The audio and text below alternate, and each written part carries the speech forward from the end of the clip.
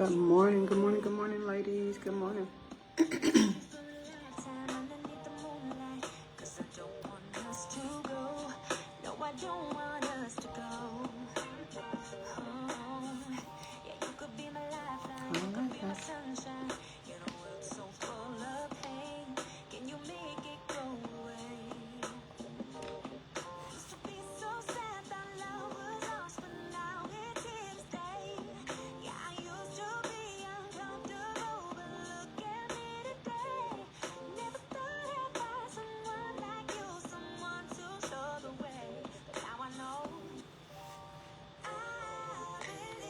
All right, there we are. I'm trying to find the page so I can interact in both spaces.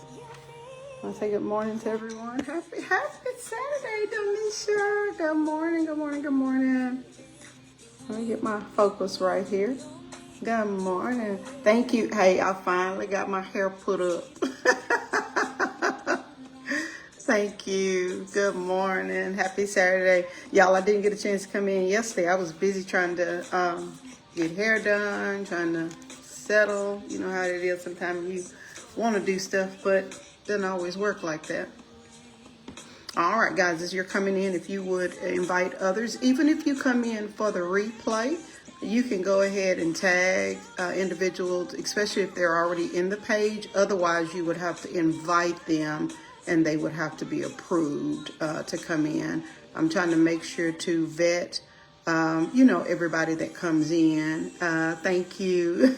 I'm trying to make sure to vet everybody that comes in so that we can have a safe space to conversate and have some intimate dialogue with one another. So once again, if you're coming in even now or later and you would like to invite others to come in and be a part of, you can tag them on the page, and if they're already a part of the group, they can, join in. But otherwise, if you tag them and they are not already here, you can invite them to be a part of the group, and they can go back and listen to the replay after they have been approved.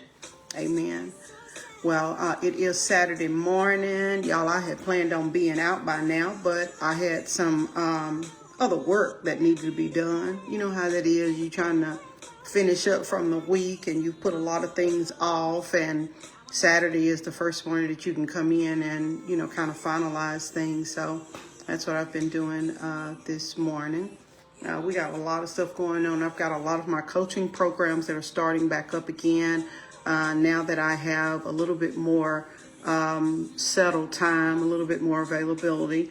And I thank God it really worked out according to his plan. Sometimes you got to step back. Good morning, Phasia. Thank you. Thank you. Sometimes you have to step back and allow God to, reset. And one day we're going to talk about that. What does that resetting look like? And, when, God may kind of call for you to step back just a little bit so that you can, get some things in proper order so that the dreams and visions that you have can flow through smoothly. You know how it is. It's like you got a kink in your hole somewhere.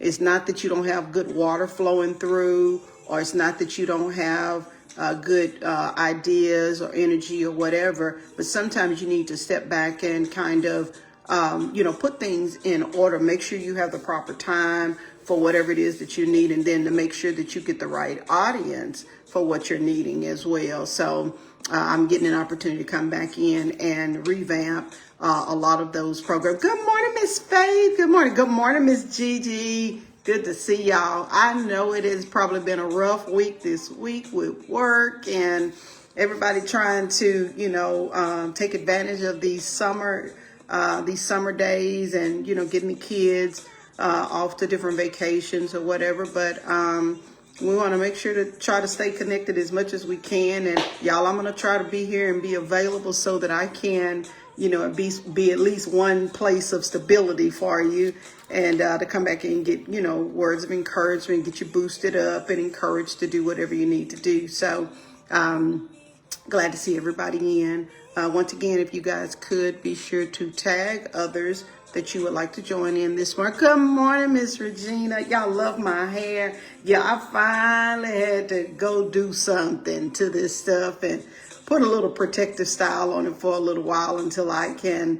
I'm trying to get back into my walking again, and it's hard trying to walk and keep natural hair going too at the same time. I don't know how people do it, trying to go to the gym and trying to have natural hair, and next thing you know, it's sweating out and all of that. But I'm going to leave it up for a little while until I can, kind of get into a rhythm of, either my walking or getting back into the gym or whatever needs to be done. Amen. Good morning. It's so good to see y'all. Hey, a lot of the people from the Breakfast of Champions room, I know y'all so glad to see each other because we don't get a chance to see each other as much as we did before. But of course, God's got a lot of other things that we're assigned to. We can't be everywhere at all times. So I'm just glad that we can touch bases with each other, at any opportune moment that we can.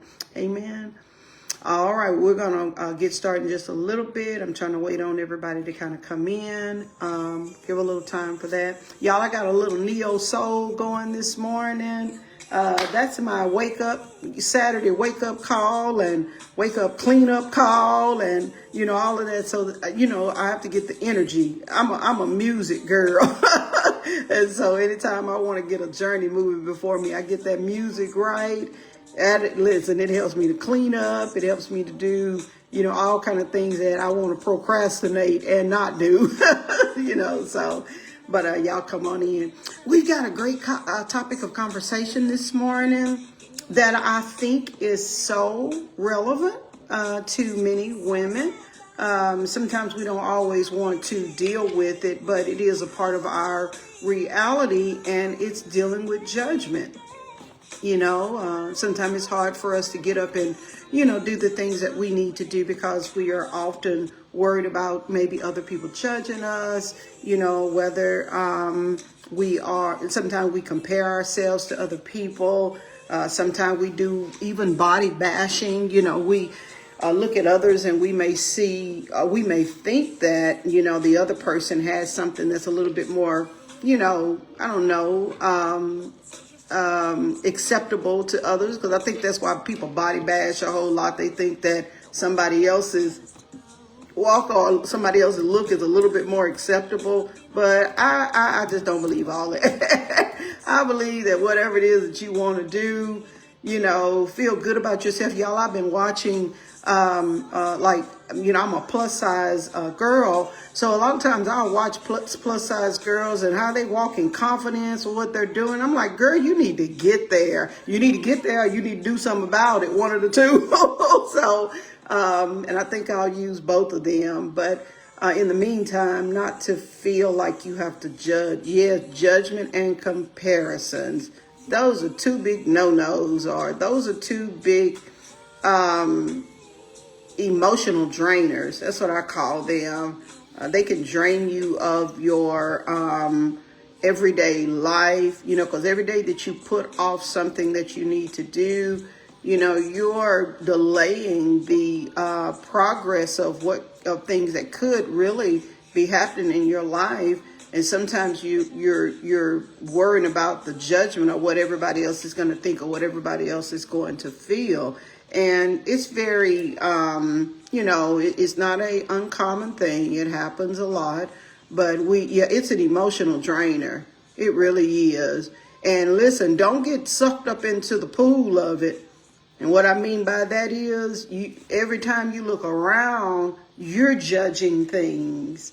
You're looking at it. Why they got that on, or why they say that, or what made them do that?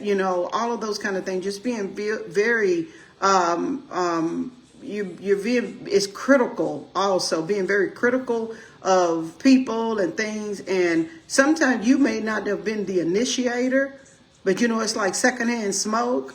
If you sit around it long enough, it will become a part of your world as well. Yes, you can second guess your identity. It's good, Faith, who you are. And it's not good to sit among those kind of things for long periods of times, because it just does something to you. So we're going to talk about that this morning and where that comes from, and then what we can kind of do about those things. So let's kind of talk about it a little bit about the judging and the experiences that come along with it.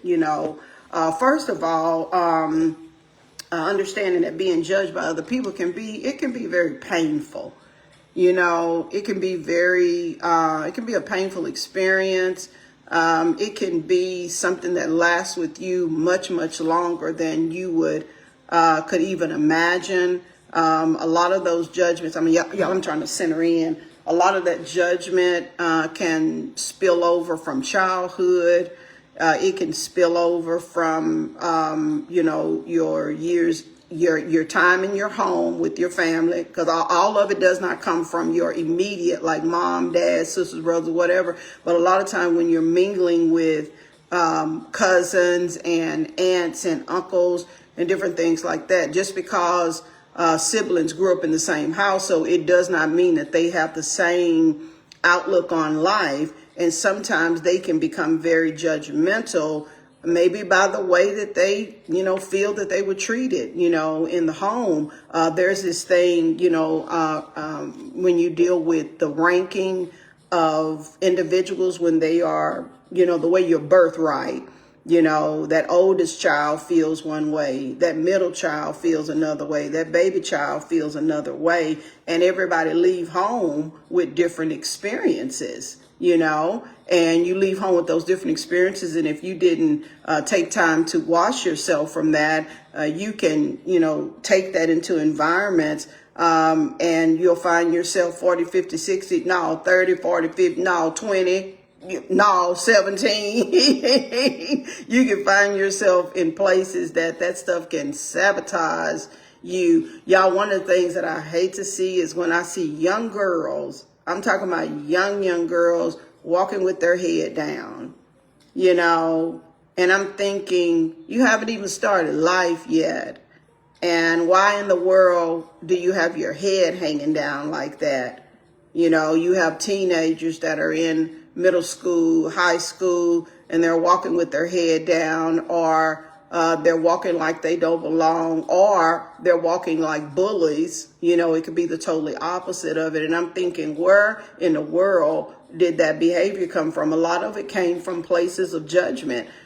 People put their label on you, and you didn't even get a chance to figure out who you were. You've not, when we're like younger like that, we haven't even reached a place of not only maturation, but just understanding why I tick like I do. The only reason I know something's different about me because when I went to school, some of my friends did things a little different, or, when we go to the family reunion, some of my cousins do things a little bit different. And then you start comparing yourself to a lot of people, which leaves the door, hear me well, it leaves the door open for judgment.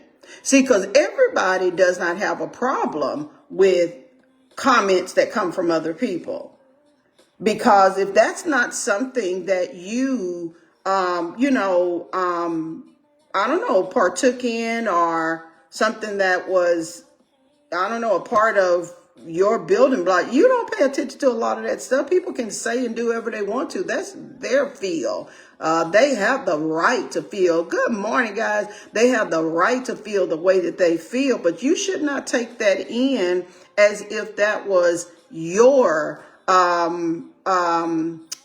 sentence or, whatever. But I do believe that's where judgment comes from. It comes from a place of an open portal that's already inside of you, that probably spilled over from some other things. So we're going to kind of look at that a little bit, and we understand that it can be painful experiences. And then if one of a few things keep happening over and over, eventually this thing can create what we call strong emotional reactions that come from individuals. You start reacting before anybody say anything. What you looking at? Or you be hot-headed and have an attitude. You're judging something before anybody says anything. And that's because there's possibly a root of something that has been, released in you. So your head is down, and it takes people to come back in and help you to identify your worth. And depending on how long you have been sitting up under negative judgment or, different things like that, comparison, because I think that's where it starts at. It starts with comparing yourself with other people. Now you're bringing a judgmental call up on something. It takes a minute to wash yourself away from that. Another place that I do believe, before we get to judgment, another place that comparisons can come is in the workplace. Sometimes we fight a hard battle with comparisons in the workplace because people are jockeying for positions. They are jockeying for titles. They are looking for recognition, different things like that. And then you'll start taking personal somebody else's actions and allow this to come in as an emotional, a strong emotion towards you. It'll make you start wondering what's wrong with you, and it's nothing. It's just that you're sitting in rooms or environments where people are have a lot of competition or comparisons, different things like that. Next thing you know, you are over there judging yourself as if this stuff had anything to do with you. It really didn't even have anything to do with you. But you can't tell your mind that right off, because your mind believes whatever, it's like, well, yeah, that's the truth about things. No, that's the way you condition yourself to believe, because everything that you see is not as it is. I could look over here. I can kind of see, if I go around the corner just a little bit, I can see the swimming pool from my house here, the community swimming pool from my house. And if I'm just looking at it from where I'm at, I can make a judgment call and say, you know what, they're not open today. And, it don't look like anybody's there. But the more I start walking closely to it, I start hearing children. And if I walk even closer, I start hearing water splashing. And then if I get even closer, I'll see a whole pool of people that's been there. But I judged it just from my quick glance at something, or, just from my sensors. But sometimes it takes it takes time to get a little bit closer to assess things to see if that's really what it is. And that's how it is with comparisons and judgment. And sometimes we can find ourselves in that place, because that's what other people are doing. And what I want to share with you this morning is ways to recognize that, first of all, because sometimes we don't know that we're in that space of comparisons and judgments. All you know is you're just emotionally drained when you get around certain people. Sometimes when you walk on the job, it's just emotionally drained. There's no emotional charge that's there. All of those things. Sometimes it's because people are doing a lot of competing or comparison. Is really no purpose that's there. And now there you are. You don't have any room for anything else but to judge, because you're trying to become better than someone else, or you're trying to keep up with the Joneses, different things like that. So let's kind of talk about that a little bit. It hits hard, even with me. I found myself in that place. Let me kind of slow down. I fought this thing for so long when I became a teenager. Judgment, comparisons, all of that when I became a teenager. I didn't fight it a lot when I was young, because we didn't necessarily have that, going on around us.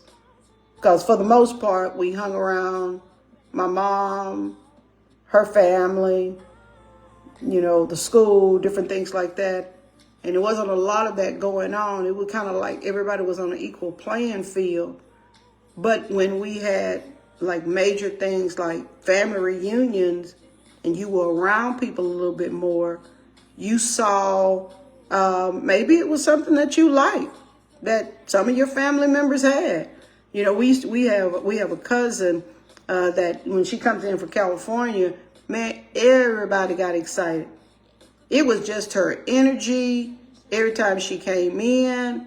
And if you're not careful, sometimes family members can start comparing themselves and want to be like her. I don't think I ever wanted to be like her. I just admired her. I just thought that energy she got going on, I want some of that. You know, she would come down every summer, and y'all, her and her mom, Bo, my aunt, they love to hop in anybody's car and ride.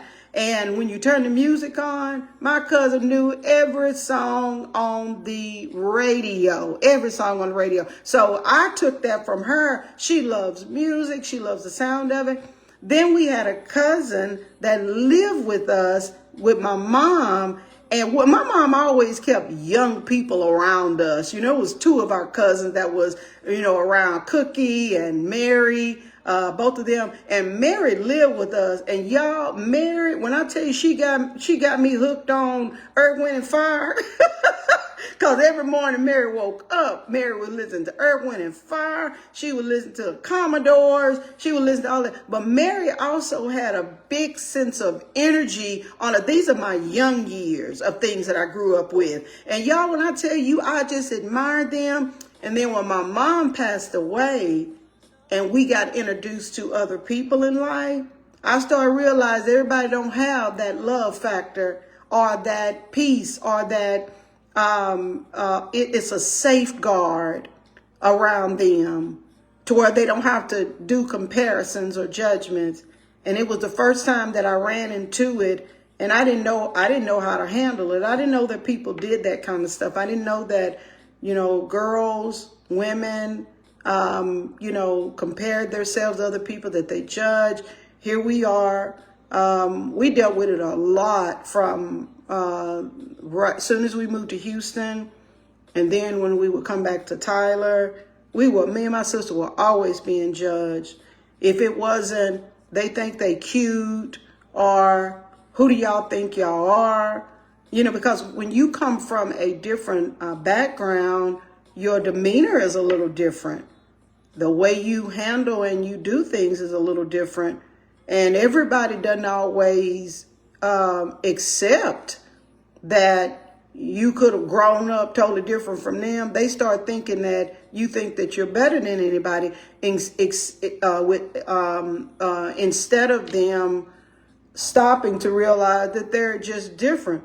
And we fought with that forever. So the judgment and that even the self-esteem, because these people made you question yourself, the things that you had never questioned yourself about before. Am I making sense with this? Are y'all listening?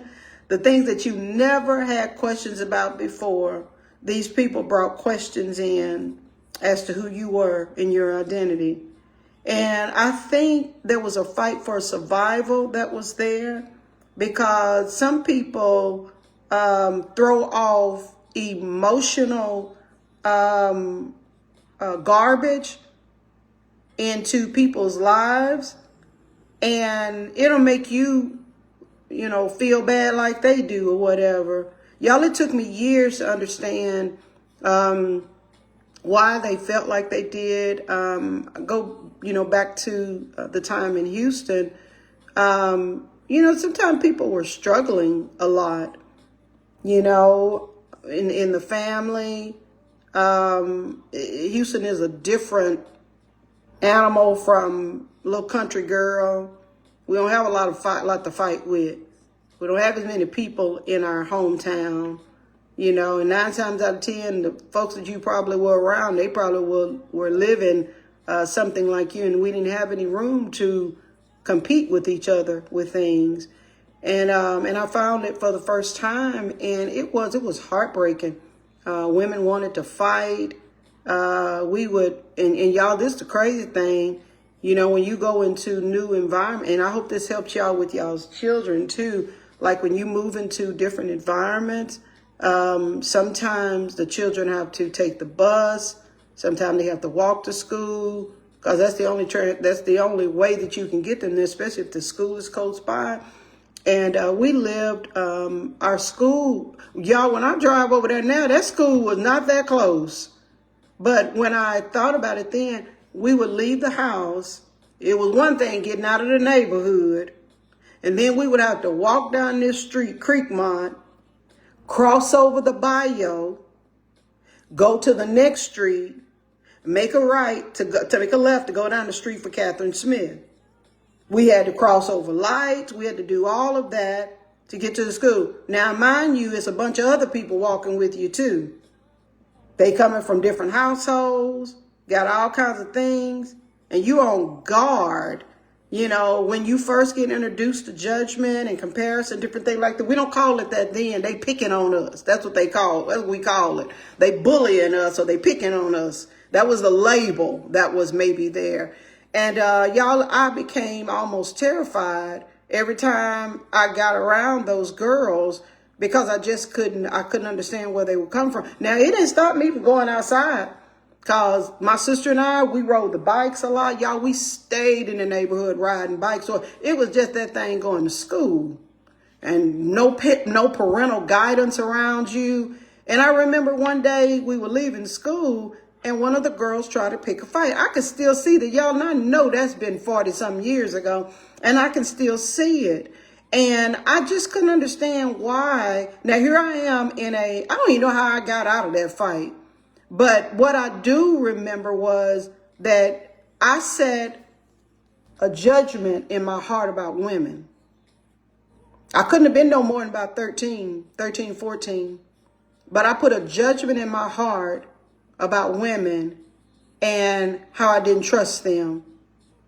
Because when this gang of people come together and they don't have a sense of identity of who they are, or they don't know how to identify women that walk in confidence, they can leave an impression upon you that's crazy. And that's when my self-esteem started going down.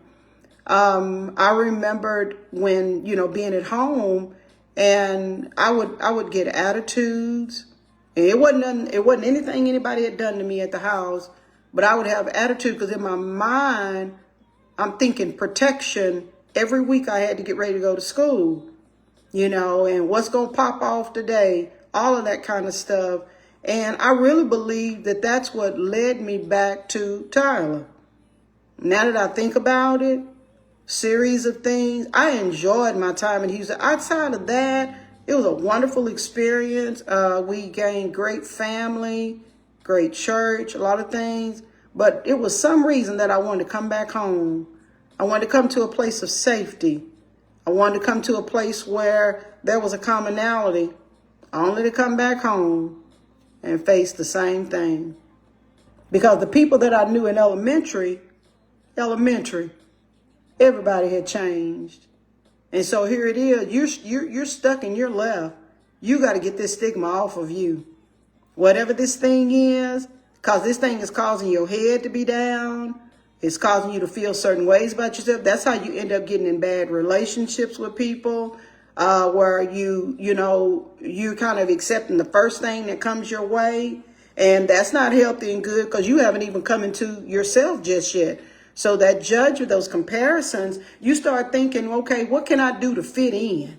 To fit into the group, different things like that. And that thing sends off all kind of painful fears, frustration, anger, hurt, insecurities, despair, all kinds of stuff. And there are times when you have to go back in and take a good assessment of who you are as a person and what you want to become. And I think that's what I did. But I found safety in being alone. I didn't hang out with a lot of people. Even the people that I took with me from Tyler to Houston, I came back home, they were not the same to me anymore either. Because I just didn't trust people. Anytime I got around a lot of ladies, I didn't trust them until I finally found my place. I found a place of security within myself.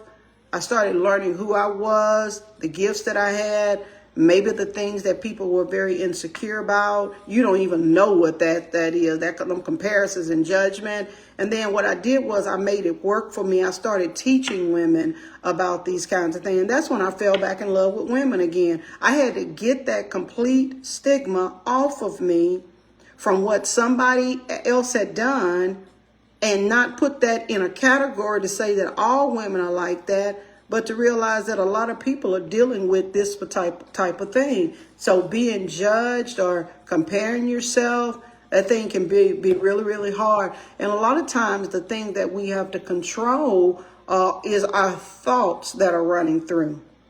You know, there are times where you have to, start thinking about, the thoughts that you are allowing to run through your mind. Don't nobody like me. Nobody wants to be with me. I'm ugly. You can say all kind of things. I am very partial to women. A lot of times when I find women that start reaching out to me and they're very beautiful ladies, I attract to those ladies. Not because they're beautiful, because I know the story behind I know the story behind beautiful women that can sometimes feel like they don't look beautiful on the outside. You hear it from some people, but because you got word curses that have been spoken to you, they don't always feel beautiful. And y'all, I promise you, probably 70% of the people that come in, that are all women are beautiful to me, but I'm talking about the ones that just stand out. They deal with low self-esteem more than anybody. You would probably think that why in the world would they have any type of low self-esteem? I'm telling you, it's because of the critics and the judgments that come about what other people think about you, and then you start internalizing those things. So what I do is I want to get you back to that place of beauty. And that's everybody. I don't care what you've done, because a lot of things that you have gotten yourself in, it comes from the way you think about yourself, the way you feel about yourself. And we've got to get that up off of you. And then there are those that are very entitled to a lot, or feel like they're entitled to a lot. No, let's not do that, because you're probably one of the ones that are bringing comparisons and judgments to people, because you make people feel like if they don't fit in certain categories, or if they're not doing or filling certain quotas, that they don't fit into society. That's one of the reasons I never pledged a sorority or anything like that. Not that I have anything against them, but I didn't want that stigma on me. I had already dealt with enough judgment in life. I did not want to get myself into a place where I was already struggling with trying to understand my identity. Because the next thing that would happen, I would find myself doing things that may not have been me. So I chose a different route. I do believe that I still work with women in, what others may call sororities or whatever, but we don't do it in that manner. We do it in a manner of everybody knowing that they are important, that they are, it doesn't have anything to do with anybody else's sorority, so please don't come at me with that. You got to go back to the beginning of the message, because that's not what we're talking about. But what I'm talking about is getting people that don't feel comfortable being in settings like that, to get them to a place where they can feel like they are whole and to feel like they are valuable to God. Okay? So that judgment, and you have to deal with that thing, and sometimes you need to get into a safe space where you're not having to always fit the status quo, or feel like every day you get up, you got to put the right colors on. And y'all, listen, I grew up, I didn't know nothing about that, wearing certain colors in certain seasons and certain colors to put on your makeup to put on. I didn't know anything about that kind of stuff. So when people were judging me about that, I'm thinking to myself, they talking to the wrong person. I don't even know what they talking about, But what I did was I started finding a beauty from within, and I started realizing I like a natural look. That's why y'all I don't put a lot of foundation, all that kind of stuff on my face. Y'all, I found this beautiful, I think it's cocoa. I don't know. It's like a base, a real soft base that you put on your face. Y'all, when I found that through Mary Kay, that was the best thing that could ever happen. It stops me from having to fill my face up with all of the, feeling like I got to look this way or that way. I like a natural look, because that's who I am on the inside. I don't want to feel like I have to compare myself to somebody each and every day. That is too much. That's too much work, And then think about it. Sometimes you feel judged by your own family members. siblings, different things like that. Because if one person did not get that judgment off them, sometimes parents cause children to compare themselves against her. Well, you should have been like such and such. Why you can't be like your sister? Why you can't be, different thing like that. And I'm thinking, oh, I'm not. All three of my sisters, we got we got a personalities that are alike, but our personalities are so different. And I love every one of their personalities. They are unique. And what I need, that's CC cream. What I need is people to love me the same way. That's why I was telling y'all yesterday, there are often times when you talk about that circle of friendship, or Thursday, the circle of friendship, sometimes you're being more of a friend to people than people are being to you. You do not want that. Yes, you want, they're getting judged. That's draining. That is, it's nonsense. You got to deal with everywhere, and then you're dealing with your siblings judging you, and why? Why? Because you don't do things a certain way, or I'm not into that. I'm not into status quo. I've been different pretty much all of my life.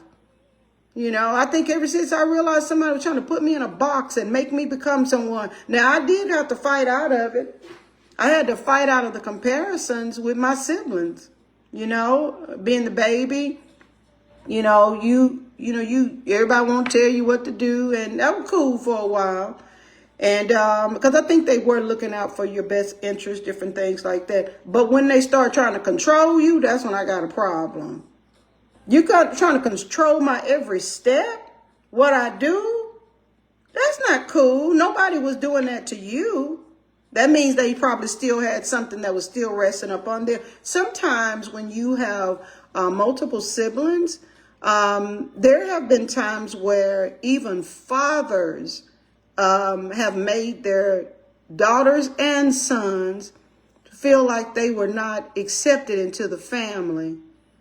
And that could have been who you married. I share with y'all a lot about my grandfather. My grandfather was very light skinned, and my grandmother she's kind of cocoa. She got kind of a cocoa look on her. But my grandmother had sisters that were dark, which caused the two of them to breed some dark children. Majority of them are light skinned or cocoa skinned or whatever, but they got a couple of dark children in there. And my grandfather just did not like dark people.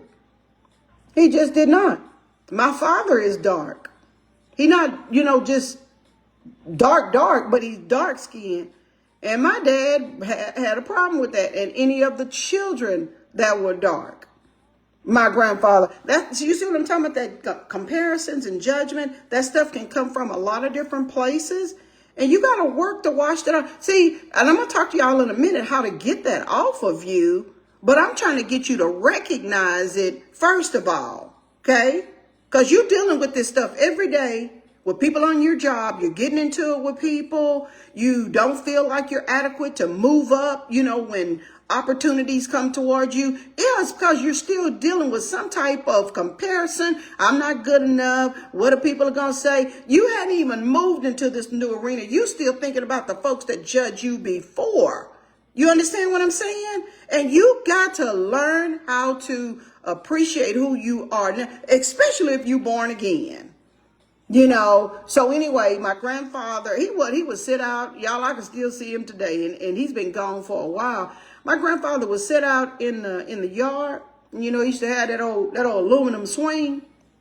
And when all the children would come in for the summer, and we used to have the revivals there, my grandfather loved to see all of his grandchildren there, but he wasn't finna say nothing to too many people. He sat there and he would rock on that swing and just watch folks, and you could tell he judging people, different things like that. And so you stayed away from him because you don't know what fire was going to come after you or whatever. Little bitty looks at people cause you to compare yourself, because then you'll find that he'll allow somebody to come sit by him, but he doesn't welcome the other people to come sit by. That's why when you find people that are very friendly when it comes down to having everybody coming over to the house, that's probably where that stuff comes from. They don't want anybody to feel like they're being left out, or anything like that. You got to figure out why you do what you do so you can operate very well with that. So when other people are judging, why you always got all them folks around you? If they don't ever stop to get to know you, they're always going to try to throw that judgment thing or that comparison thing back on you. And you need to be able to bump that off of you real quick so that you can go back to living. Okay? Don't let anybody steal your life from you and make you feel like you are inadequate all because you don't do things the way that they go about doing it. Y'all, I have multiple stories about that thing comparison because I had to fight with it a lot, and eventually I had to kind of back away from my family. That's when I came to Christ. I had to back away from the family because they were doing too much judging. They were doing too much, and you were never going to be able to get to where you were. And I'm thinking, where'd they get that from? They probably got a lot of that from my grandmother's house with my grandfather. And then you had other cousins that were coming by, and they fighting off already the stuff that had gone on, and ain't no telling what, was done with them as children. And now they got kids, and y'all, was just a lot. And so you get that thing dropped on you. And y'all, I thank God, even though we have to go through a lot to get to a place called healing, I thank God for the journey. I really do. Sometimes we bump into stuff, but you bump into it and it's kind of like a buffer, like it just beep, beep, beep, beep, beep, let you know it's day. Don't go over there. Don't go over there mingling with those kind of people, because that thing that you got off of you, it's going to come right back up on you because you haven't dealt with the root of it. You just sometimes got away from folks. You moved away from them, but you did not deal with the root of the matter that was there. Anytime you don't deal with the root, it's going to be back at some point in time. That's why a lot of people are struggling right now.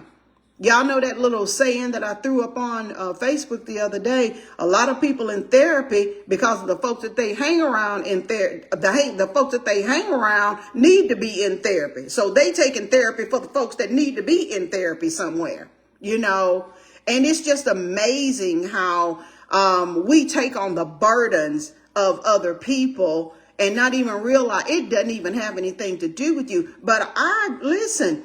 It is so important that you learn your own identity. I don't take on the identity of my sisters. I don't take on the identity of my brothers. I don't take on the identity of my cousins. I let everybody be who they are, but I'm going to get over here and be comfortable in my own skin. It is one of the worst battles in the world to fight, comparisons and judgment, when you don't know where the root came from. But the moment you get in and you get down to the root of that thing, you'll stop other people from doing that. So sometimes we got beliefs and opinions that contradict ours. You know how it is. Every time somebody, does something that goes against the calling of God that's within you, it comes off like a contradiction, or it comes on like a ouch or something like that. And you have to learn how to recognize. That's the great thing about when we come to Christ.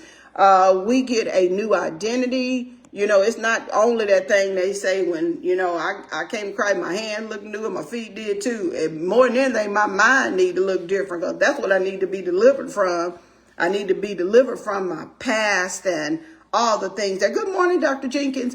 I need to be delivered from my past and all the stuff that took place, all the garbage that was there, and then, Lord, don't leave out the insecurities when you did not have your mother and your father there with you. Or I hear stories.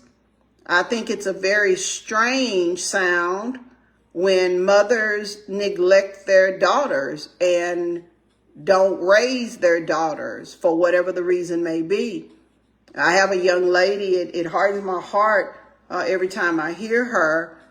She has a story that her mother gave her away to her aunt, but she had other children. And this girl goes to church with her mother, and her mother ignores her, acts as if she's not there. It's got to be the most confusing story that I have heard.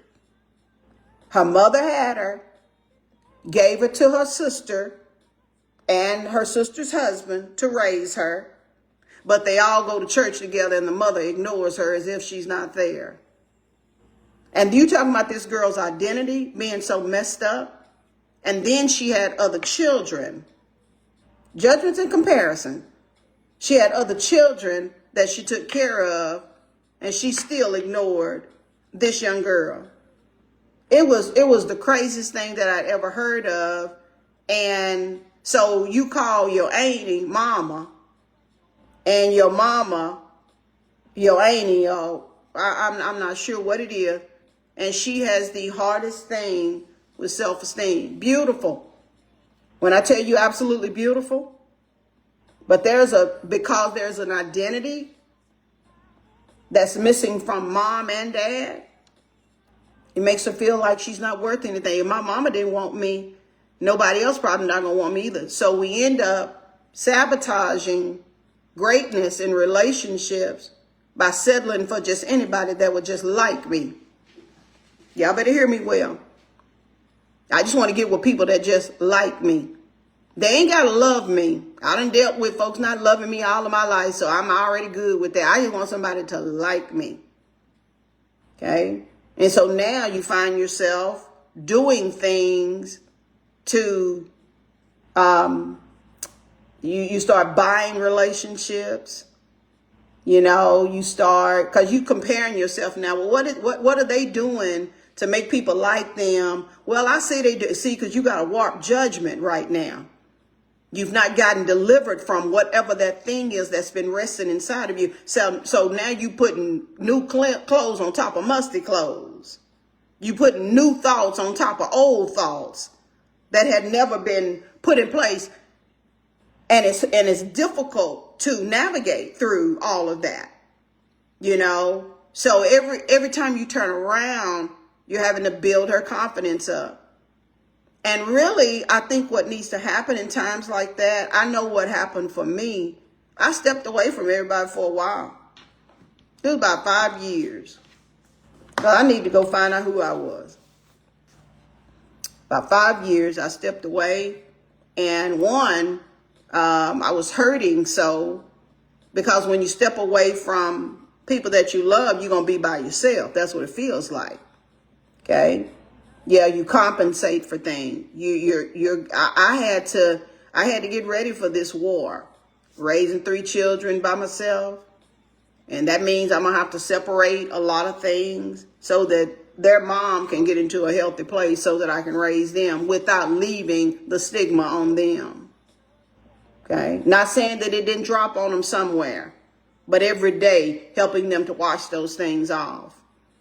And those 5 years of stepping away, y'all, God put me in the best environment. When I tell you, God must have heard my cry. Because that cry had been going on for a while. Remember I told you when I was back in Houston, I used to have an attitude real bad. Real bad. And it wasn't that anybody had done anything to me. It was the pain, all the stuff that I was dealing with on the inside. It was just too much. And right now, and you can't even explain that story. That's why I understand young adults and kids so much. I understand that look that's on their face. Yeah, washing off the stigma. I understand that look that's on their face.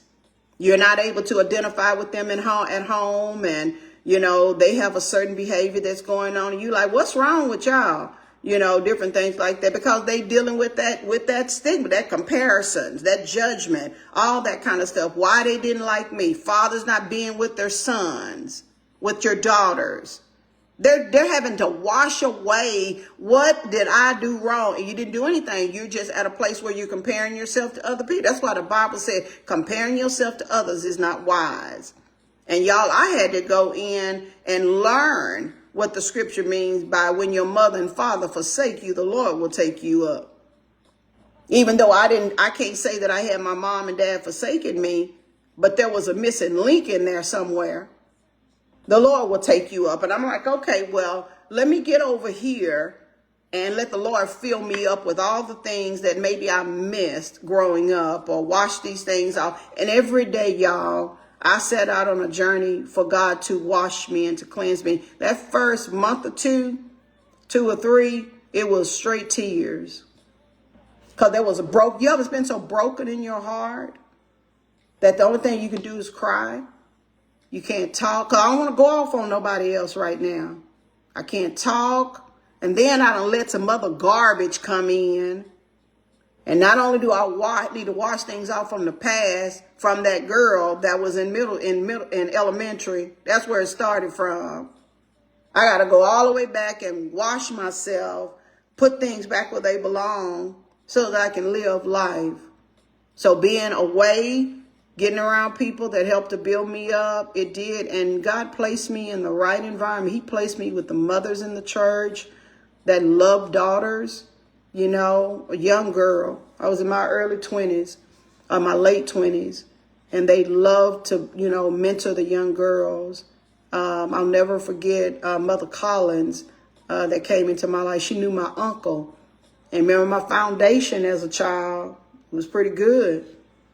And so when my uncle made a suggestion about somebody coming in my life, I received it. Okay.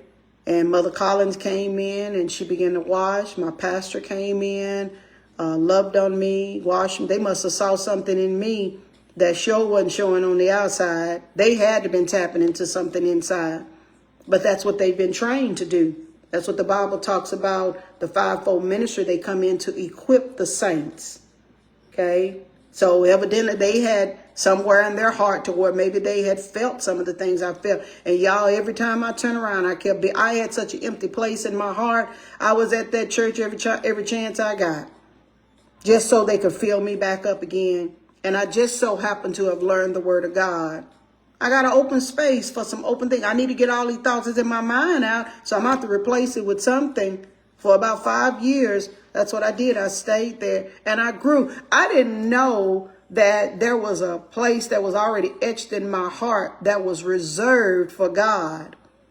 That one day he knew I would come in, and the Lord began to start filling me up. And y'all, I ate on it every day. That was the only place I felt safe at, And later on, I began to start growing. Oh my God, I learned so many gifts about myself.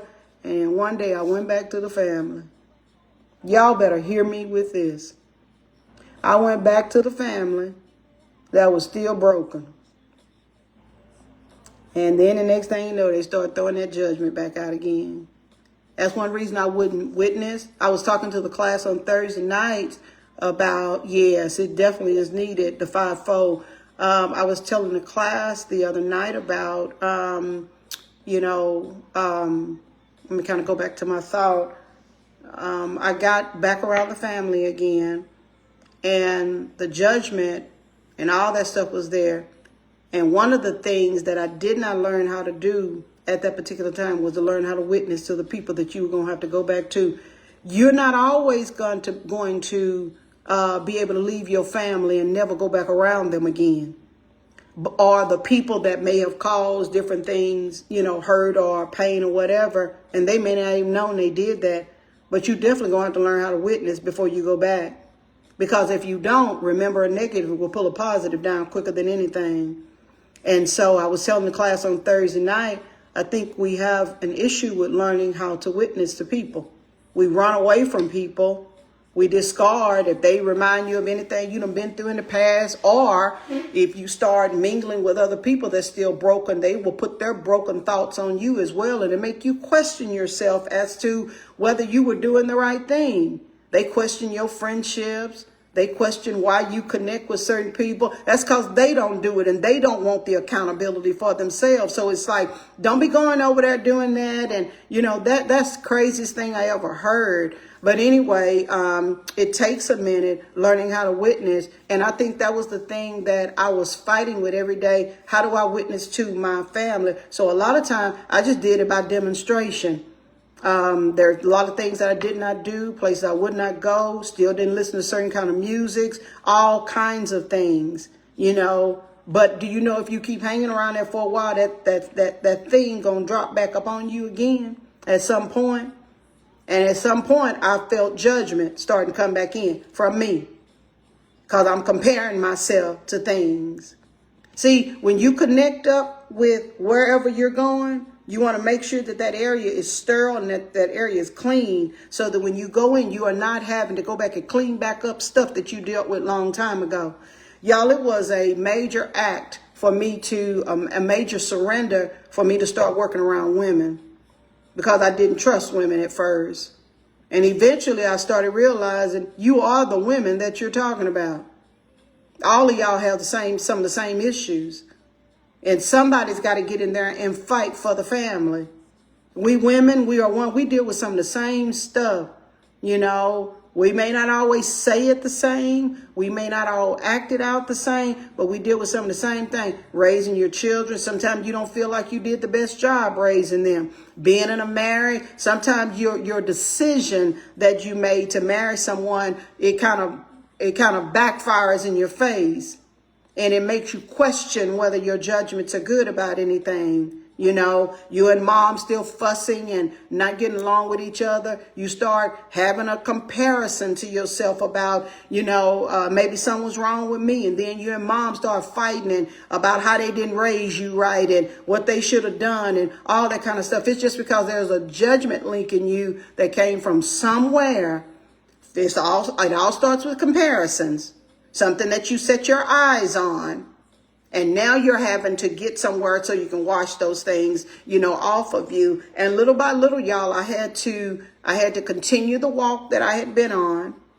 I wasn't going to step away from God, but I knew that from time to time I was going to have to deal with the family and deal with the judgments and different things. So I've learned to choose my battles. While for a while there, you know how you fighting to keep the peace that you got up on you. And sometimes people don't always understand it. But I will tell y'all one thing. If you stay in the fight with God, you'll see change happening with them. Sometimes you got to demonstrate it and not try to prove to people different things like that, but just demonstrate the love of God. That's the only thing you can do for people that are very judgmental about life, about themselves, because it really don't have anything to do with you, that you share the love of God in so many different ways to where eventually they'll come to you and ask the questions, how did you do it, sis? How did you make that shift? How did you make that change? And sometimes they got a little bit of question in there as to whether, you just being naive. I don't really care about being naive, to be honest. If I can get that stigma off of me, the rest of it I'm going to leave up to God. God will make the changes with people the way he needs to make the changes. And as time went on, I started seeing all of them coming in. And I said, so they've been dealing with the same thing. Then I started hearing the stories about how my sisters and how they felt and different things like that. And now I get a chance to see my children, how they felt about different things. My daughter, when I hear my daughter talking, y'all, sometimes it sounds like a carbon copy. And I start thinking, oh my God, you should have been planting, as you were growing, planting those seeds in her so that she could fight the fight. And I'm going to tell y'all one reason that I have started doing that. When sickness and disease comes upon your body and you got a lot of negativity going on around you, whether it be the household fussing, fighting, doing all that kind of stuff, it's hard for healing to take place. Your mind is so consumed with all the stuff that ain't never got worked out, and that's hard for healing to take place. Let me tell you something. Sometimes mothers, I have seen where when their child went through something like that, and they went through the fussing and arguing and fighting of mom and dad in the house, and God forbid if something happened to one of them kids, one of the parents will leave. They will never be able to really explain to the other person why they left like they did, but they feel a place of guilt within their heart that had I not handled those things better, my child would not, while my child was trying to deal with the sickness that was going on with them, we would have had a better chance of them living instead of fighting this and that. Does that make sense to y'all? Fighting this and that. I've been so careful not to bring people into my life that cause me to have to fight unnecessary battles, because I already know we got battles that are assigned to us over here. And if I'm over here fighting something that I don't need to fight, what if sickness and disease sets upon my body? And I don't have the energy. I don't have the withal to believe God for what the Lord said he's going to do. I need people around me that believe God too. So just in case, not only something happened in my family, but it happened in yours too, that we can come together and fight the good fight of faith. I say that because so many people win battles. They went back. How did they do it? It had a lot to do with the energy and the space that were around them. Y'all, we want to get that judgment. Get all of that, comparing all that stuff. You don't need that. You ain't got to be, you don't have to try to be like nobody else. Be the wonderful person that you are. Okay. I just went through that. Amen. Y'all, I'm going to be able to get back and listen to these comments in a minute. I had to learn to not be kept in bondage with what people say or think. That is so true, without fighting them. Because sometimes I don't care what you think. I don't care what you say. That kind of stuff. That's not winning no battles either. I just went through that. Yeah, you need to have all the energy you can to fight the battles that you need to fight within your home without having to fight others. So let's kind of talk. How do I deal with the judgment? And how do I get beyond that? And one of the things, I'm going to give you guys some tips on how to deal with it and get it out of you, and put that stuff to rest. Even on this Saturday morning, I don't know what you woke up this Saturday morning, but I know the week is filled with a lot of stuff. That tension that's in your body and, you got aches and pains within your body. That stuff is coming from some type of toxicity that's there. And we want to, release all those toxins, get those things out by dealing with stuff that is before. One of the things is to remember that judgment is not about you. It's about them. When somebody feels some kind of way and they start making certain kind of comments, I can't see any comments. I think I have to be accepted into the group. Regina, if you're commenting in here, you're in the group. So can anybody else see any of the comments here? But Regina, if you're commenting in here, you are part of the group already. So one of the things is remembering that, I'm going to try to get back to this screen over here. Remember that judgment is not about you. It's about them.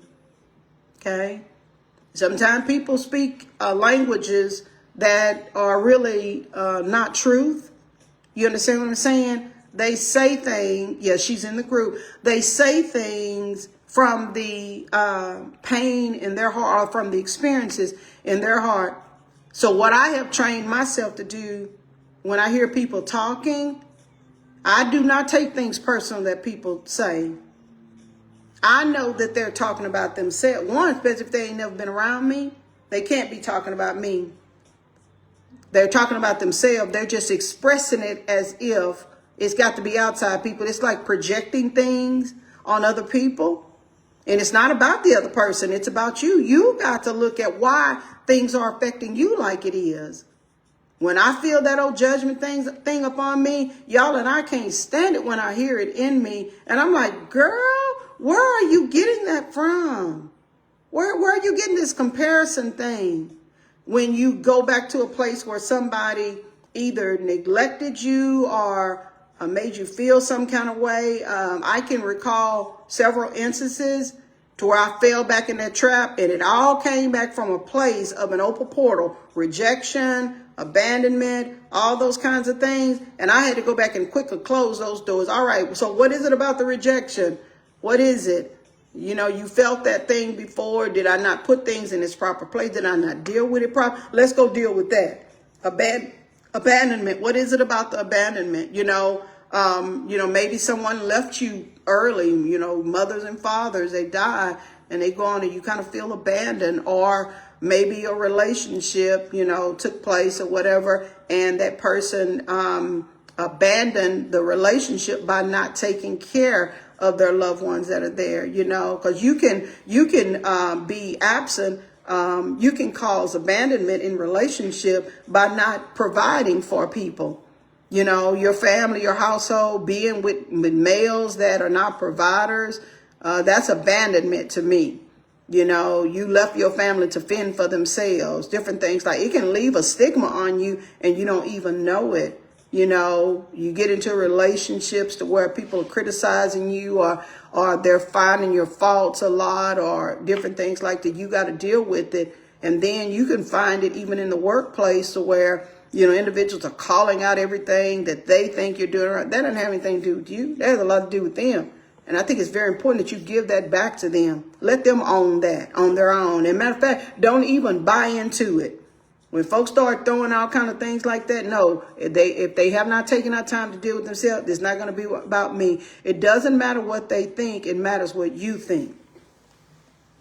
These are just tips to deal with judgment. This is how I get myself back on course every day. It's not up. It doesn't matter what other people think. It matters what I think. Okay. What they said. Is that what you think about yourself? What it looked like to me, was that what you think about yourself? And it's not. You need to push those judgments out. The next one, you don't have to convince people of anything. Let people own their feelings without you feeling like you got to go in there and have a condescending comment toward it. Okay? You just don't need that.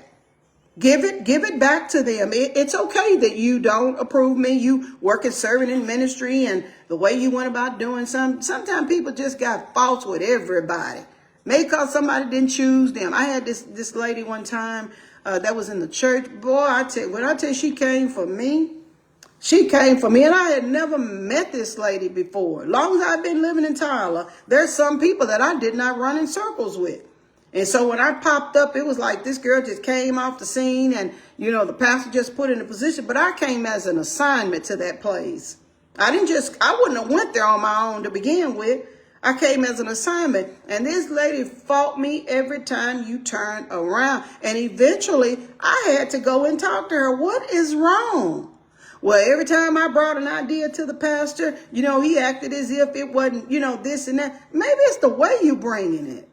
You can't try. And you know how it is sometimes people, you're going to talk about him. And then you're going to try to tell him what he need to do different. They're not trying to listen to you.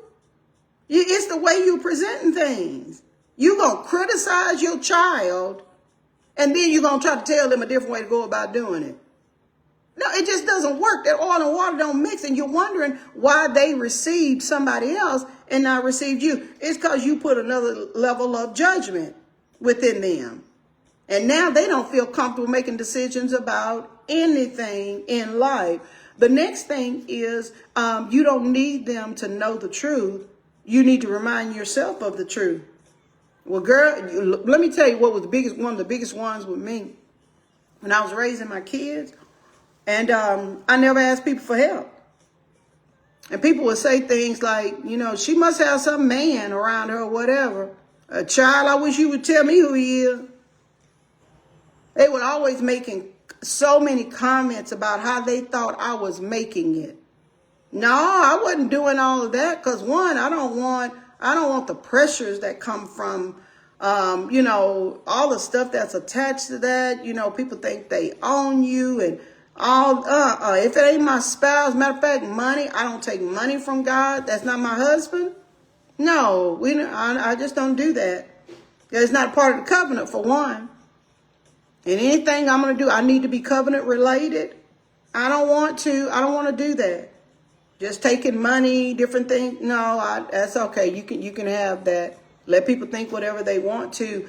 Next one is you don't need them to accept you or the situation. You need to come to your own acceptance and yourself and the situation. You do not need other people to accept you or the situation that you're in.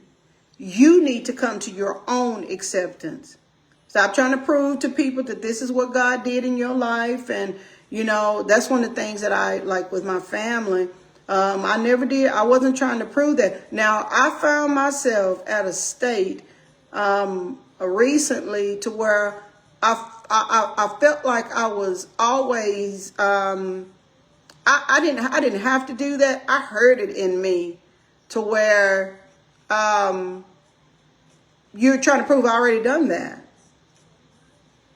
It's like you trying to tell me something new. I've already done that. And then the Lord had to say, that's arrogance. You got to step back from that. And I've had to learn and watch myself. And what I'm really trying to say is I don't want to hear that. I don't really want to hear that from you right now. Because one, your lifestyle is so different, and I'm not trying to receive the things that you're saying. That's what I was really trying to say. And sometimes you have to be open and honest about how you feel because of a judgment that came in or a comparison. I'm not trying to compare myself to other people. I'm going to close on this here. One of I think the most challenging things, I don't know if y'all have ever felt it, but you can drop into a season to where God wants to, you know how you put a pin in some stuff and you didn't deal with it? And you find yourself circling back around. And the Lord says it's time to deal with that one right there because you can't take that where I'm taking you. And y'all, sometimes the reality, now God didn't put enough word in you, but the reality of the things that you face when you come back around that mountain is everything that you packed up and left a long time ago. But the great thing about it, thanks be unto God, He's always called me to triumph. And what happens is when you start hearing, that's that learning how to witness properly. You got to hear what people are doing, and then you got to learn how to use the word of God properly. This is something that I've had to grow in because there are times where I have, been tempted to throw away a lot of stuff because I didn't have the proper way of witnessing to people. People are questioning why you do what you do, how you do what you do, different things like that. And it was just really a witness that needed to take place. But if you still got all these comparisons going on and lead to judgment, you think that people are trying to judge you. And the Lord said, I need you to wash it off of you so that you can have good conversation with people. Because what you may be calling one thing, it may be real, what you're feeling. But how you deal with it is what's going to matter. Okay? How you deal with it is what's going to matter. It's nothing wrong with how you felt about it. But how you deal with it is what's going to matter. You still going to be in that same place. You're going to start back at square one to where you have to defend yourself all the time. Sometimes you have to focus on detaching yourself from that negative energy. There was something that my son talked about the other day, and he's growing so much. And some of the old fights that were within him as a child, like feeling rejected. He's that middle child, feeling rejected, feeling abandoned. His father was not a part of his life, different things like that. And here it is, God has taken him through some cleansing stages, only to run into grown men that want to drop that same spirit back upon him again. And I love the answer Maud gave them. Maud said, I'll step away. You guys can have it. Because some people, they just thrive on fighting, about who's right and who's wrong, that male testosterone. Because Maud wanted to go there with them. Because it's like, man, I got a story behind men just like you. And you don't want none of this smoke that come from me. But what I'm going to do, because I respect you as my elder, I'm going to step back and I'm going to give you that. I'm going to give you that space. It happened again. Another gentleman came in and he was doing the same thing. It was making a Maud angry. I said, Maud, that thing is back at you again. And I said, baby, you got to choose your battles wise. You've already gone through that story. They trying to learn the story that you've already learned. That thing that you got healed from with your father not being there, or you got healed from being that middle child or whatever. You're looking at people that have not been healed from that. You're going to have to give them a grace card. You got to step away and detach from until you learn how to witness properly. This is what I'm going to leave with all of us. All the people that you are having fights with and you're having disagreements with, all of those kinds of things, all you're doing is bumping back into something that should have died in your life a long time ago. Rejection, people putting me down, criticizing, different things like that. When you come to Christ, Christ teaches you a different way about loving yourself through him. And so now, instead of trying to compare yourself to other people or allowing other people's judgments to come on you, learn how to witness properly. Learn how to speak to them without trying to have a rebuttal.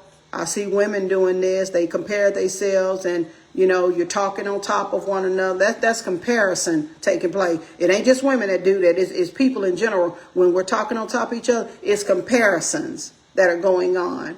Sometimes you need to step away from that window so you can get a place of security within yourself and to learn how to witness. One, you give other people their space to feel whatever they feel. One, let's stick to the subject of where we're at, because there are often times when people have not gone through cognitive development and healing or whatever. They're still dealing with their past traumas.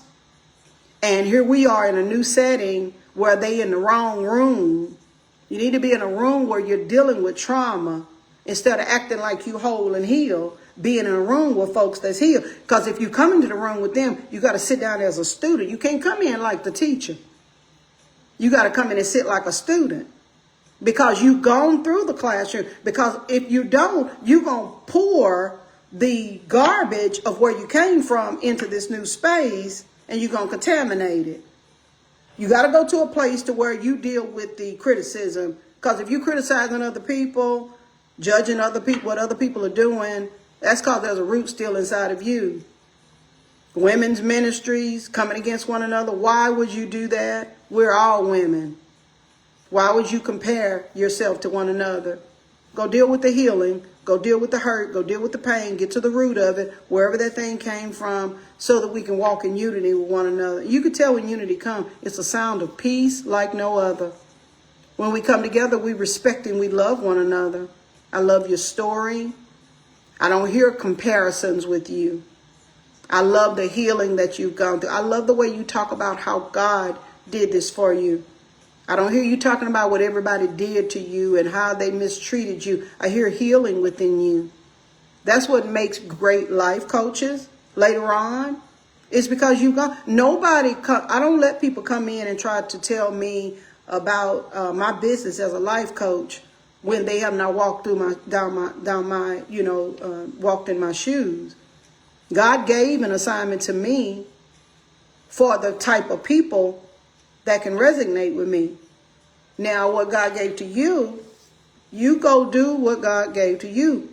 But don't bring the comparisons over here and say how somebody should do it. Okay? Everybody don't have good customer service. Some folks trying to hurry up and rush through. Let me give you this little bit, go on about my business.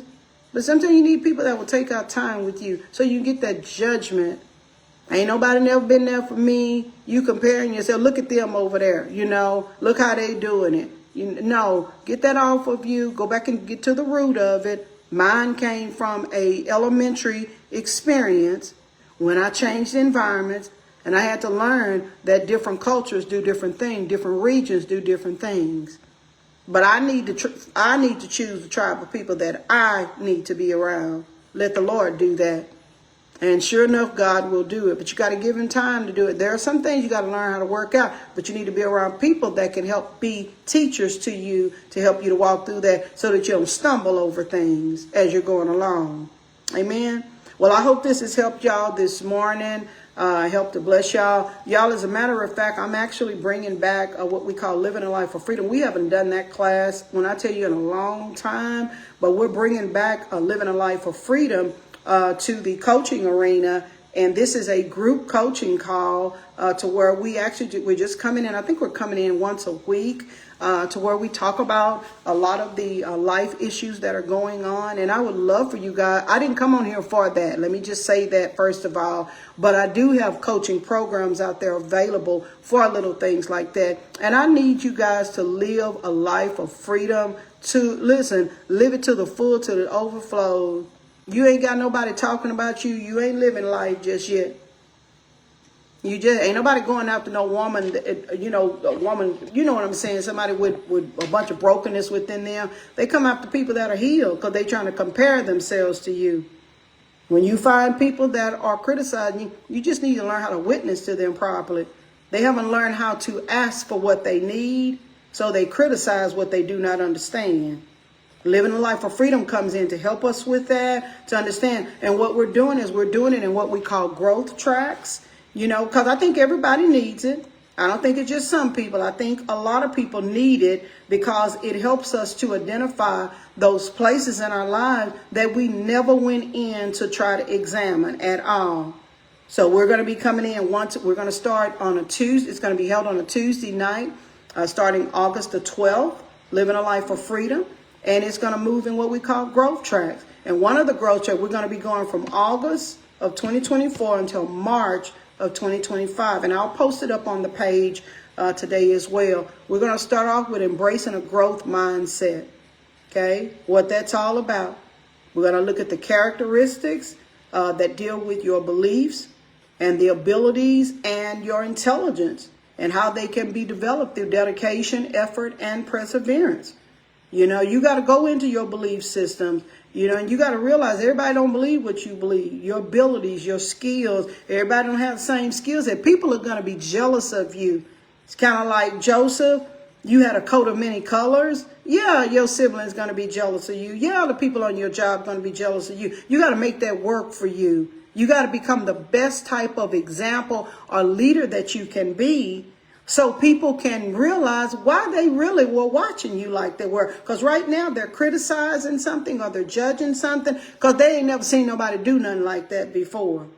So now I got to put as if your 2 cents really mattered. Because if you ain't speaking life or healthiness to someone, what you're doing is you just kind of pouring you just repeating what you heard other people say. The second track is going to be identifying your personal passions and values. This involves self-reflection, taking an introspection to discover what truly what brings joy, fulfillment, and purpose in your life. And this thing is aligned by your actions and your choices. You got to make some good choices in life. And with these passions, they connect to your value and it starts bringing the right people into your life. Next track we're going to look at is setting goals and taking action. Now that you've gotten a place of identity with that, all right, how do I set goals? How do I move forward? How do I, identify what belongs to me, what belongs to somebody else? So setting clear and meaningful goals.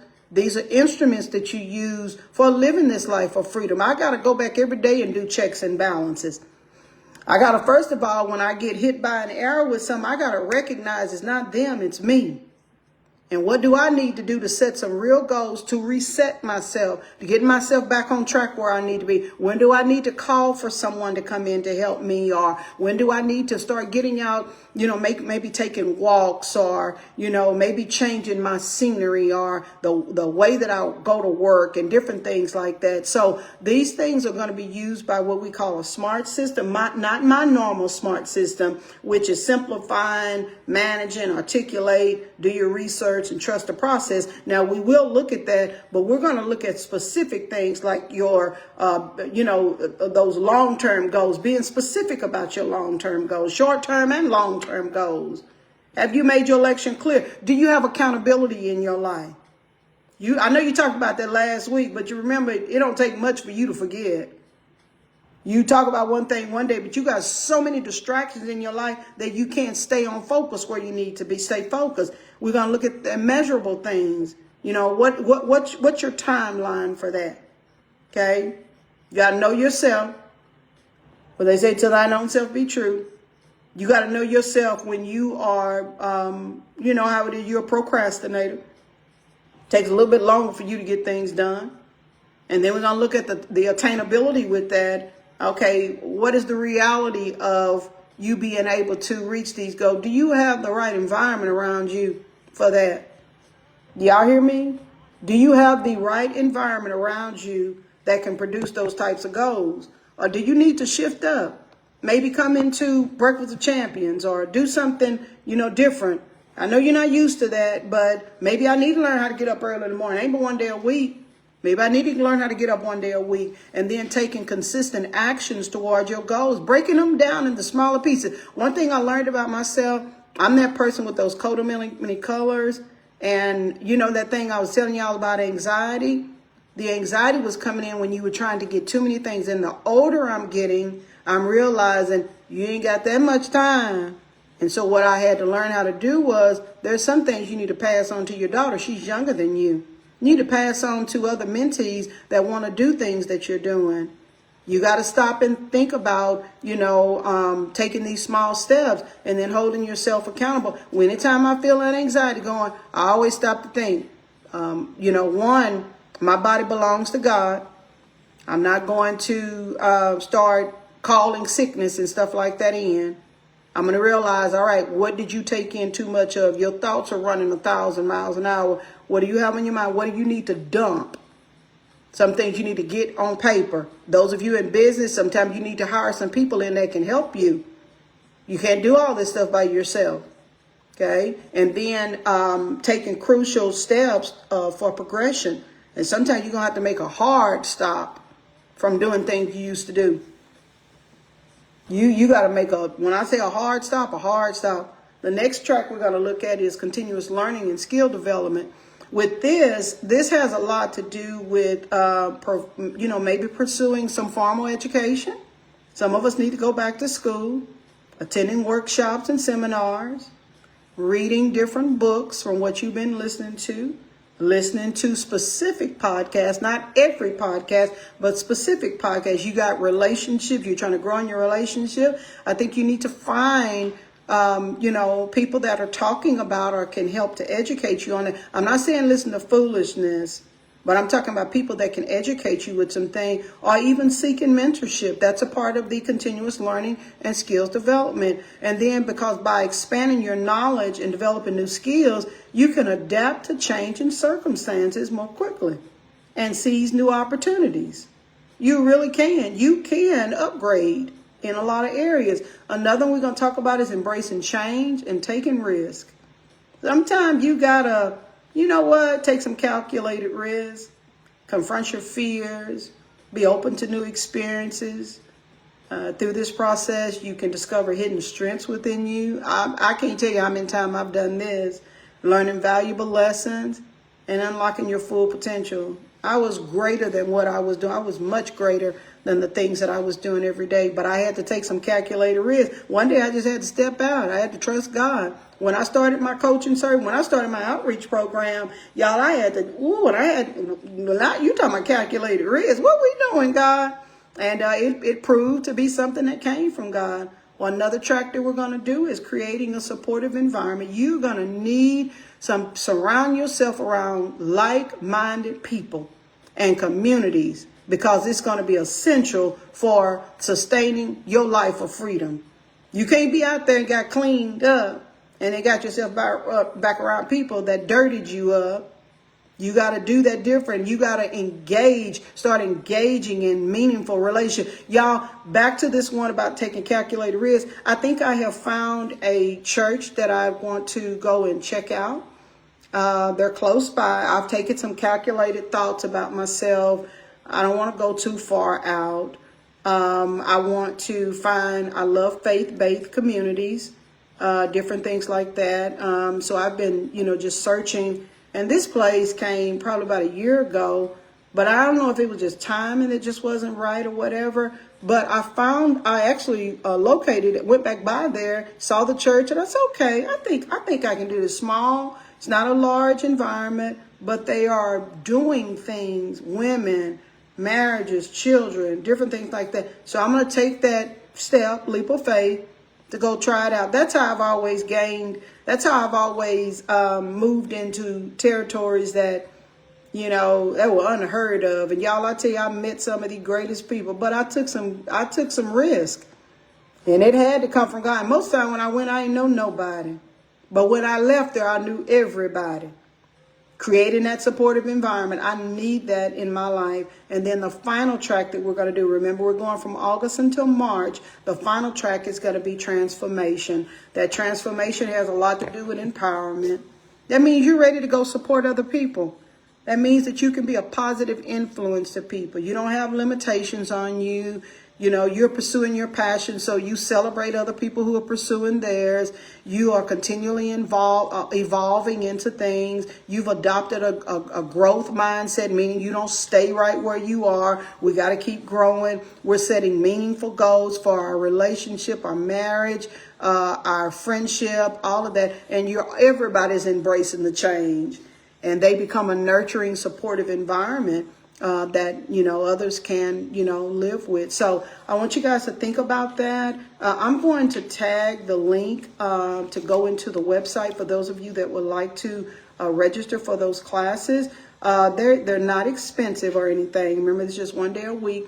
It starts out at $39 just for the one time monthly, or you can go in there and pay for the whole thing. And I don't even think that one is that expensive. Let me see if I can pull that up right quick. It's not expensive at all. Not for what you get with my programs. Y'all, when I tell you I fill you to the brim, I make sure you're ready to live life. When you leave any of my programs, you are going to be ready to live life to the full. And anybody that hires you, they're going to be proud of the person that you are. Anybody that gets you into their church ministry or whatever, they're going to be so proud to get you in there because you got some teaching from a person that came with experience. That's what life coaching is all about. You got somebody that had some experiences. So you can either do the 1 track, the monthly track, or you can do the 6 track. The 6 tracks is $220, and that's covering the whole 6 months that's there. And I think that you guys will really benefit from it. Y'all, when we did Living a Life of Freedom years ago, this has been a magnificent program. When I tell you an awesome program and the growth, I usually produce individuals that start businesses, start ministry. I call this the Millionaires Club. It really is. Y'all, when we all, and what I need to do now, I needed to bring people that are like-minded into this particular space. Because when we are like-minded and we're pursuing the same things, can you imagine what can take place within this Sisters in Transition? You'll be the one that comes in and say, hey, sis struggling through something. I got you for 6 months. You need a vehicle. You need a car. You know, my husband and I got this extra car over here, extra vehicle. You know, we were going to donate and give it away. We were going to trade it in for $250. So I might as well go ahead and give it to somebody. That's what I want this ministry to be about. Sisters in Transition. Whatever it is you're standing in need of, sis, you need a little help. Whatever the case may be, you ain't got to publicly get out here and tell all your business on that or whatever. Be a little discreet about what's going on with you, because some people do that everywhere they go. Be discreet about things. Don't be going out reaching out to everybody. But if you find this a ministry, one that you're going to pour back into, you're not going to pour back into the ministry. Don't ask for anything from the ministry. And I know that may be a hard statement, but we need people that's going to be supportive, and we're going to continue to keep building here. So it's a great opportunity to build community within here. And I make no apologies for it, y'all. I have been through those seasons where you bring everybody, you know, into the space, and it's not good because we don't have the same mindset about things. We don't think about family. We don't think about friendship. We don't think about women. We don't think about healing the same. We still struggling. We need to be in some recovery classes. You know, and so when you go out there, I'm going to go ahead and post it. I said I was going to do that. I'm going to go ahead and post the link to the website so that you guys can go out there and check it out. Go ahead and sign up for it. It's not that expensive at all. And I would love to see you guys doing it. This is the Living a Life of Freedom program. It's starting August the 12th. 2024 through March 2025. It's going to be what we call a growth track. Let me see, growth track. I guarantee you're going to love it. All you need really are some testimonies from other people that have gone through the programs and they were really serious about it. You'll be amazed. And while you're out there, go ahead and check out some of the other programs that are going on as well. I've set aside some. I can't do everything right now, but I have set aside some great ones. We're doing a fresh start coaching call. That's an individual call. There's one out there called Emotional Trauma Recovery. That's an amazing call right there, because I'm seeing this trauma going on with people that you really need to get some help with that, because everywhere you go, you call devils up under rocks. It is really emotional trauma that you're going through. You haven't healed from some things. There's a relationship communication coaching call. I think that's what relationships really need. is to learn how to communicate with each other better. And then there's a divorce recovery coaching call that's out there. So be sure to go out. We have some new programs that's going to be introduced. The College Bound program, which is the Mentors Edition, to where we're talking to them about what life is like, mentally preparing to leave home and go off to school, and then taking them into a full-fledged 1-year program of mentorship, so that I can help them to stay balanced within it. There'll be other leaders that will be joining in with me with that program, especially when they're dealing with their careers and things that they will be, making decisions about. And I'm going to deal with friendship in there too, because they need to know about making proper friendships out there, in that college world. So go out there, check it out. Go on and join and be a part of. I'd love to see you guys grow. I'm going to do a special segment in just a little bit, just about the Living a Life of Freedom call. I'll probably do that on my personal page over there, and invite others to join in with us. But they definitely will need to be serious about their walk, because, that's what we do here. But I wanted to invite y'all in. But anyway, the thing that we talked about today is dealing with that judgment, how to deal with being judged, and understanding where the root of that came from. Deal with yourself first. Don't go out there trying to deal with other folks. You got to deal with yourself. That comparison you got going on. Why don't you think good about you? What is it that somebody left behind? And then you have to check the realities of it. Was that their story? Is that your story? And why did you take it so personal? Why did you, what I think about with those girls, why did I let that thing set in my heart so much? It's because I was missing my friends back home. My friends didn't act like that. And that's all it was. I missed the community, which meant I still missed my mom. It's just a lot of pieces when life happens. There's a lot of different things that unfold, from that. And before long, I found myself, well, maybe nobody's going to like me. That's how I ended up going back home. I went back home so I could be around people that I felt liked me or whatever, and that was so far from the truth. We were kids. Eventually you learn and you grow up, because you start making some decisions in life that's not really healthy, So go out there, check it out. Check out this call again. Those of you that came in at the ending of it, and those of you that were through the whole thing, go back and listen to it again. And if it resonated with you, man, go back and deal with some of that stuff. Come on into the Living a Life of Freedom program. Kind of get your bearings. Some of you need a reset. And I'm going to tell you why I say that. You can know how to do a thing, but if you've gone through a season to where you had to go back and deal with some personal stuff with yourself, to reason with yourself, you need to go in and bring some pieces back together again with communing with people, community, different things like that. And it takes a minute to get back there again. And I want to take you guys through that Living a Life for Freedom program. So go check it out. I'd love for you guys to come on and be a part of it. Remember, we don't do judgment and comparisons in this room right here. We're all healthy. We're all whole. We're all going to be doing some great things in life. So hopefully I'll see you guys. I'm going to see you guys back in the room again, but I want to see you guys definitely on this particular track that we're doing, Living a Life for Freedom. So anyway, go back and listen to the message again. Have a wonderful Saturday on the day. And I hope this blesses you guys real good. In Jesus' name, amen. Y'all be blessed.